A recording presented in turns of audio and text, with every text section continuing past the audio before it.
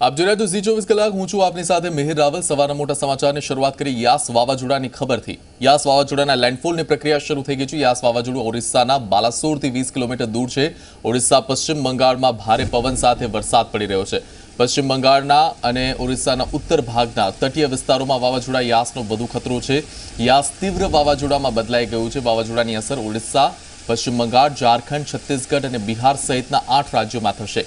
વાવાઝોડાની અસરને કારણે ભારે પવન સાથે અનેક સ્થળોએ વરસાદ થઈ રહ્યો છે। એનડીઆરએફ સહિતની એજન્સીઓ સતર્ક થઈ ગઈ છે। લોકોને સલામત સ્થળે ખસેડવામાં પણ આવ્યા છે।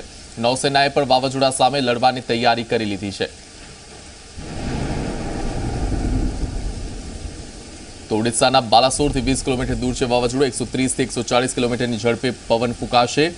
ભારતના પૂર્વીય તટ પર આ વાવાઝોડું ત્રાટકી રહ્યું છે। અત્યારે લેન્ડફોલની પ્રક્રિયા શરૂ થઈ ગઈ છે। લોકોને સલામત સ્થળે ખસેડવામાં આવી રહ્યા છે। આ વાવાઝોડાની અસરને કારણે છેલ્લા 2 દિવસથી પવનની ગતિ વધી ગઈ છે। ઓડિશા અને પશ્ચિમ બંગાળ સૌથી વધારે પ્રભાવિત થનારા રાજ્યો છે।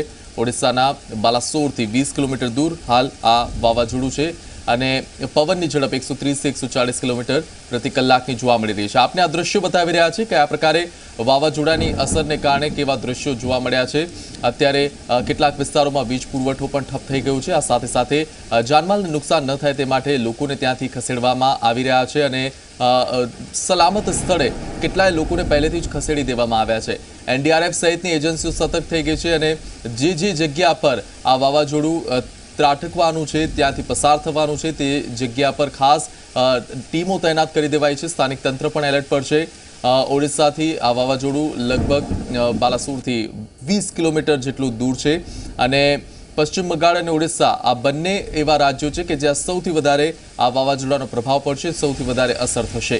સાથે સાથે અહીં યાસ તીવ્ર વાવાઝોડામાં પણ બદલાઈ ગયું છે। જે અલગ અલગ તબક્કા હોય છે સિસ્ટમમાંથી તીવ્ર વાવાઝોડામાં બદલાવના, તેમાં વાવાઝોડું હાલ તીવ્ર વાવાઝોડામાં બદલાઈ ગયું છે અને કેટલીક જગ્યાએ વિઝિબિલિટી પણ 0 થઈ ગઈ છે।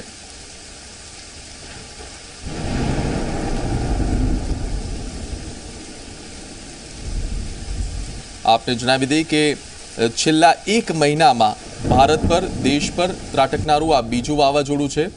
યાસ વાવાઝોડાનું લેન્ડફોલ શરૂ થઈ ગયું હોવાનું આઈએમડી ભારતીય હવામાન વિભાગે જણાવ્યું છે। ઓડિશાના બાલાસોરથી 20 કિલોમીટર દૂર છે વાવાઝોડું અને જે વાવાઝોડું ગુજરાત પર ત્રાટક્યું હતું તાવતે, ત્યારબાદ લગભગ 10 દિવસની અંદર જ આ યાસ વાવાઝોડું પૂર્વીય તટ પર ત્રાટકી રહ્યું છે। લોકોને સલામત સ્થળે પણ ખસેડવામાં આવ્યા છે। સૌથી વધારે અસર ઓડિશા અને પશ્ચિમ બંગાળમાં થશે। ભારતીય હવામાન વિભાગે કહ્યું છે કે આ વાવાઝોડાનું લેન્ડફોલ શરૂ થઈ ગયું છે। આપ સમજો કે લેન્ડફોલ શરૂ થયા બાદ આ વાવાઝોડું ધીરે ધીરે એની જે એક કેન્દ્ર હોય છે, વાવાઝોડાનું કેન્દ્ર હોય છે જેને આઈ પણ કહે છે, આ વાવાઝોડું કેન્દ્ર જ્યાં સુધી જમીન પર ત્રાટકે ત્યાં સુધી લેન્ડફોલની પ્રક્રિયા ચાલતી હોય છે। જે વાવાઝોડાની જે વ્યાસ હોય છે, જે તેનો આજુબાજુનો ઘેરાવો હોય છે, તે જ્યારથી શરૂ થવાનો જમીન સાથે ટકરાવવાનું શરૂ થાય ત્યારથી લેન્ડફોલની પ્રક્રિયા શરૂ થતી હોય છે। चक्रवाती तूफान यस अभी ओडिशा तट को पार कर रहा है बालासोर के दक्षिण में। अभी इसका विंड स्पीड है 130 से 140 किलोमीटर प्रति घंटा, गस्टनेस में 150 किलोमीटर प्रति घंटा। अगले 3 घंटे के अंदर इसका जो लैंडफॉल प्रोसेस अभी चालू है कंप्लीट होगा। इसके बाद ये वीक होकर उत्तर पश्चिम दिशा में गति करेगा और कल सुबह ये झारखंड के ऊपर पहुंचेगा। तब इसका विंड स्पीड लगभग 60 से 70 किलोमीटर प्रति घंटा होगा। पश्चिम बंगाल की मुख्यमंत्री ममता बनर्जी ने परसों ही एक प्रेस कॉन्फ्रेंस के दौरान ये कह दिया था कि पश्चिम बंगाल के कुल 20 जिले जो है वो बुरी तरीके से प्रभावित हो सकते हैं, लेकिन 6 ऐसे जिले हैं जो बंगाल की खाड़ी से सटे हुए हैं, जिनमें कई गुना ज़्यादा कोस्ट लाइन एरिया है। तो अगर हम बात करें ईस्ट मिदनापुर की, दक्षिण 24 परगना, उत्तर 24 परगना, वेस्ट मिदनापुर, कोलकाता, हावड़ा, हुगली, ये कुछ ऐसे जिले हैं जो सबसे ज़्यादा प्रभावित हो सकते हैं। ईस्ट मिदनापुर और अगर दक्षिण 24 परगना की बात करें तो एक बड़ा पॉपुलेशन जो है वो कोस्ट लाइन के आसपास रहता है।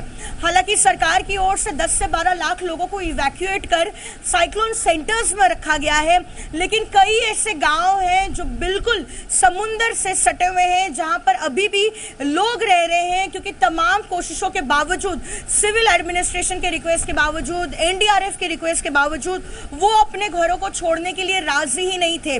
तो उनको इवैक्यूएट करना बेहद मुश्किल हो रहा है और कल रात तक जो है इवैक्यूएशन प्रोसेस चली है, क्योंकि बहुत से ऐसे गांव हैं जहां पर लोग अपना घर छोड़कर नहीं जाना चाह रहे थे। सोशल डिस्टेंसिंग नॉर्म्स का डर लग रहा था, कोरोना काल है, आखिरकार क्या अरेंजमेंट्स होंगे साइक्लोन सेंटर पर। लेकिन सरकार ने जितना मुमकिन होता इवैक्यूएशन करना बड़े पैमाने पर किया है, या जितना इंटेंसिटी के साथ ये बंगाल के तट से टकराएगा, क्योंकि मौसम विभाग कह रहा है कि 180 किलोमीटर प्रति घंटे की रफ्तार से ये टकराएगा।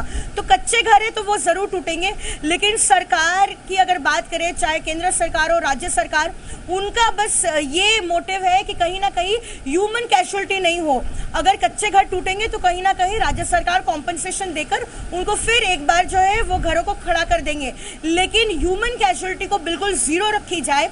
कहीं ना कहीं इस वजह से भी इस बार इतनी बड़ी संख्या में लोगों को इवैक्यूएट भी किया गया है। जहां तक कैजुअलिटी की बात है, ये पूरा असेसमेंट होगा जब लैंडफॉल की प्रक्रिया खत्म हो जाएगी, और हर एक जिले के जो अधिकारी है वो एक असेसमेंट करेंगे कि आखिरकार कितनों की जान गई है, अगर गई है तो, और कितना प्रॉपर्टी डैमेज हुआ है। लेकिन कल हमने देखा, कुछ तस्वीरें आई थी हुगली जिले से, वहां पे हमने टॉर्नेडो लाइक एक स्टॉर्म देखा है।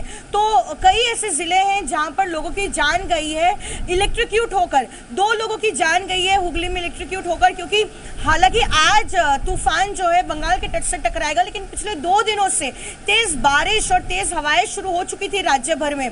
और दूसरा सवाल का मैं आपको जवाब दे दूं कि एनडीआरएफ की 45 टीम्स को यहाँ पे डिप्लॉय कर दिया गया है, जो लोग रिस्टोरेशन का काम करेंगे। लेकिन लैंडफॉल की जो प्रक्रिया है, बार बार राज्य सरकार की ओर से दिशा निर्देश जारी किए गए हैं, और ये क्लियर किया गया है कि आप ये ना समझे कि लैंडफॉल की प्रक्रिया शुरू हो गई तो अपने घरों से निकलना शुरू कर दे, क्योंकि पूरी प्रक्रिया खत्म होने में 3-4 घंटे लग जाते हैं। और एक स्टॉर्म जो होता है, उनके 3 पार्ट्स होते हैं। हेड ऑफ द स्टॉर्म होता है, आई ऑफ द स्टॉर्म होता है, और टेल ऑफ द स्टॉर्म होता है। तो जब तक टेल ऑफ द स्टॉर्म आपके राज्य से या आपके इलाके से होकर आगे नहीं बढ़ जाता, तब तक नहीं निकलना है। और अगर इस चक्रवाती तूफान यास की बात करें तो 35 किलोमीटर इसका आई ऑफ द स्टॉर्म है, जिसका मतलब है कि बेहद बड़ा रेडियस है।